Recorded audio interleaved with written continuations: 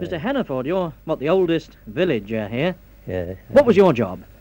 All sorts. You were the... rabbit trapper, quarryman. And the grave digger. Farman. Nobody couldn't touch me, sir. Farman. I don't care where me word goes to, yeah. I don't really. You were the grave digger as well, weren't you? Yeah, grave digger. How much did you get for a grave? Oh, I bet so much as £7 right, sir. And they didn't come very often, you know. Why did outsiders cost more? I don't know, they always say double. Liquor too, you know, you save it too. He said, if you charge that so much, he ain't going to do the same. How many people have you buried? 70 odd. 70 odd. Have you always known the village as small as it is now? No, I don't think it is. Why have the people gone away? Well, I don't know, why? Dead, most of them, old people, you know. Good lot of young fellas like I was when I was bringing up the old clear right. Most all of them. Why did they go away? I don't know, didn't like Rattery, couldn't get a job here. Are there many young people here now? No, very many, not young chaps. A few children. What's about, I don't know, they go bus, 20 odd, is it? That's about all.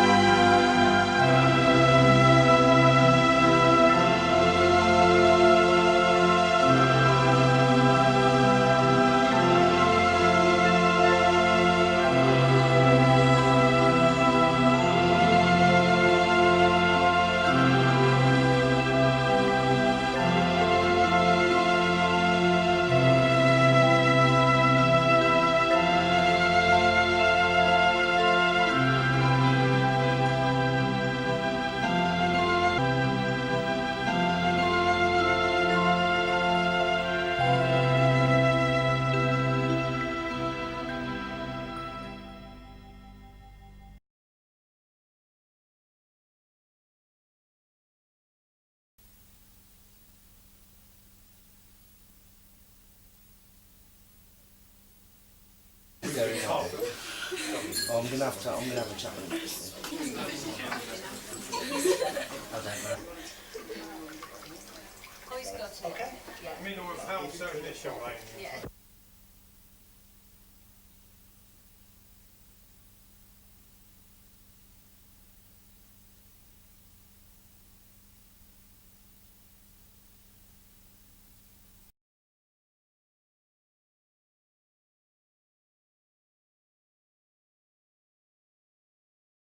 Reg, many people would say that living in a village like Rattery is reward itself. Why should you want to give additional awards?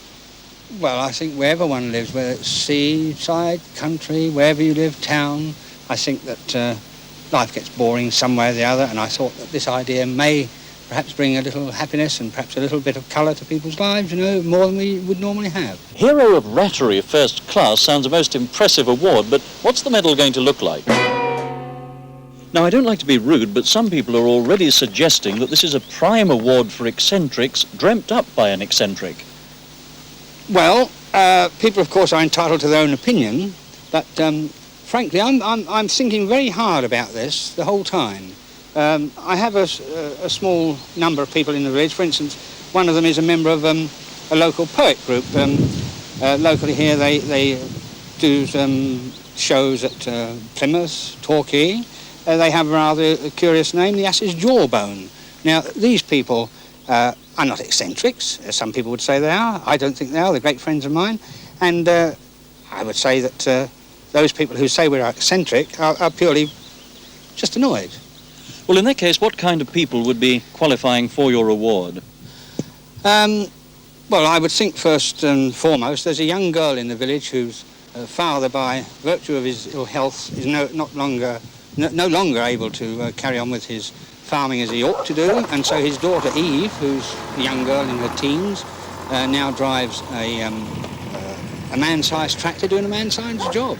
I would think that she would qualify for perhaps a second class. In that case, what kind of person is going to get a first class? Well, this is a thing, as I say, our committee would have to go into. But I can't understand why people say I'm eccentric. Possibly it's because of my brown boots.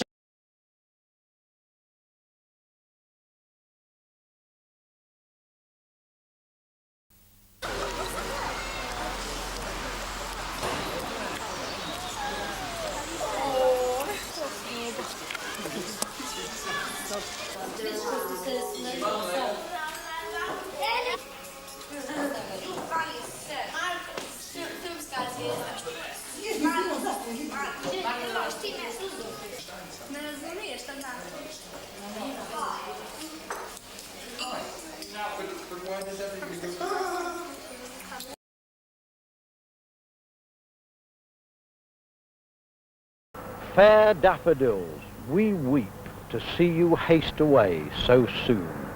As yet the early rising sun has not attained his noon. Stay, stay until the lasting day has run but to the evensong. And having prayed together, we will go with you along. Those lines were written by a man often described as England's greatest lyric poet, Robert Herrick. And we've come here to Dean Prior today. Herrick was born in London's Cheapside on August the 24th, 1591. He was educated at Westminster School, at least we believe so, and he left there at the age of 16 to go and work with his uncle, William, who was a very famous goldsmith. Herrick was apprenticed to him. Herrick left his uncle, and he got himself a place at Cambridge University. In 1616, 1617, he obtained his BA, and then in 1620 he obtained an MA. And then for 8 years he disappears. We don't know what he did. He came here to Dean Prior. He was given the living by Charles I in 1629. And he stayed here for 16 years until, during the Cromwellian period, he was rejected as a royalist. But after the Restoration, he returned and remained here till the day he died in 1674. Herrick's life here was a love-hate relationship with Devonshire. He was acutely aware of his well-being here, of the rustic charm and simplicity of his life. He wrote about this parsonage where he lived. Lord, thou hast given me a cell wherein to dwell, a little house whose humble roof is waterproof, under the spars of which I lie, both soft and dry. And yet, in another poem, he wrote about Devon. More discontent I never had since I was born than here, where I have been and still am, sad in this dull Devonshire. Herrick never married, and this memorial stone inside the church is to the memory of Prudence Baldwin, who was Herrick's housekeeper and looked after him throughout his whole stay here at Dean Prior. Prudence is buried here in the churchyard, but we don't know where. Nobody knows where her burial ground is. And for many years, nobody knew where Herrick was buried either. They now believe that he lies here. He rests here, I would have said, in the quiet of the hamlet of Dean Prior. It was once described as a quiet hamlet approached by sleepy, winding country lanes. It's now approached by the new dual carriageway A38.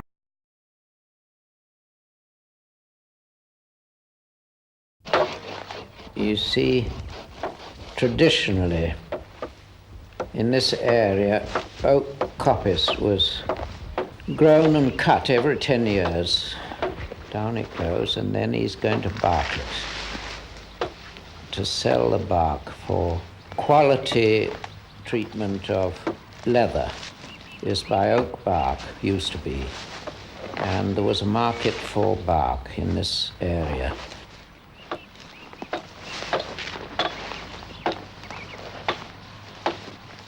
We used to have a perennial quarrel with the Forestry Commission because they stripped bark, and we did also, but because they weren't figure-minded, they got all the money they wanted from His Majesty's Treasury, they used to undersell us in the bark market. And this we thought wasn't fair because we were on an economic basis and they were subsidized by the state. Now that'll be faggots being tied with a hazel wand and taken to the bakery in Buckfast Lee, which in those days still heated its oven with faggots, and then raked the ashes out and put the bread in. We didn't find much of a market for the oak stems.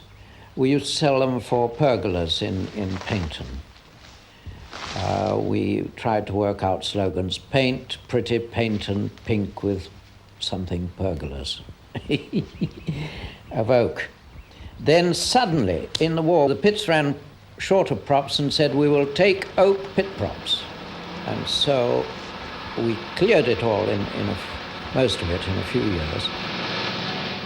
And Tom Brown, whose father and grandfather had all been foresters in the Forest of Dean, and he said, if we can convert it, it's the perfect sort of valley for growing softwoods. There's Tom Brown, good. Tom Brown on the right. And the man on the left, still alive, and this is young Douglas up in Kingswood.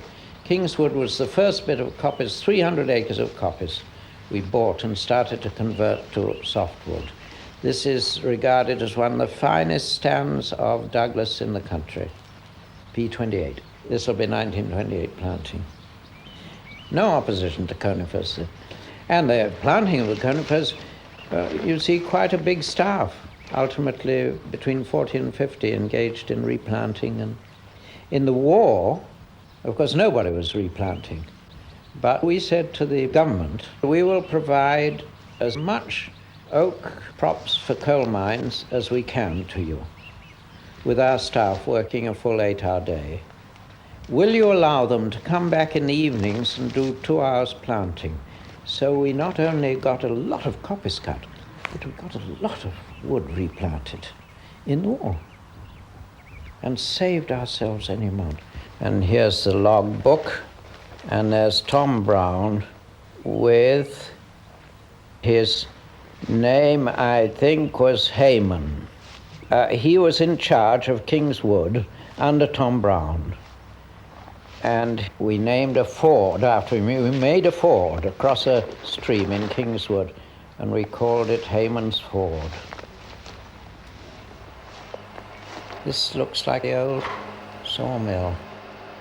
In the early days, we took up industries only that had the raw material supply in the area. But we did know that there was a lot of hardwood in the southwest which could be turned into useful things. And so the sawmill was based entirely on local hardwoods. This is all in the sawmill. Brushback. You see, out of, there it is, and he's going to make a brushback.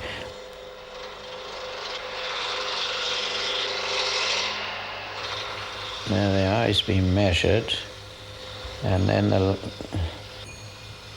rounded ends, and then the 3 lines on, coloured, and then sawn down the middle, and out of it came 2 brushbacks.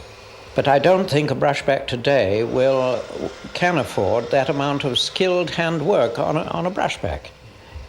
Somebody may be doing it somewhere, but I don't think that. I think they may be starving on it. Then they were probably making a living. At least they weren't filling the queues of unemployed. After all, there were 4 million unemployed in Britain at this time. So that every job, even if it was only keeping the mouths fed and off the dole, was a contribution towards the national economy. And at one time, if you look at the figures of unemployment in Devon, you'll find nobody on the exchange in Totnes, except unemployables, a few, but all around the rest, queues of them. We really mopped it up during those critical years from 29 to 34.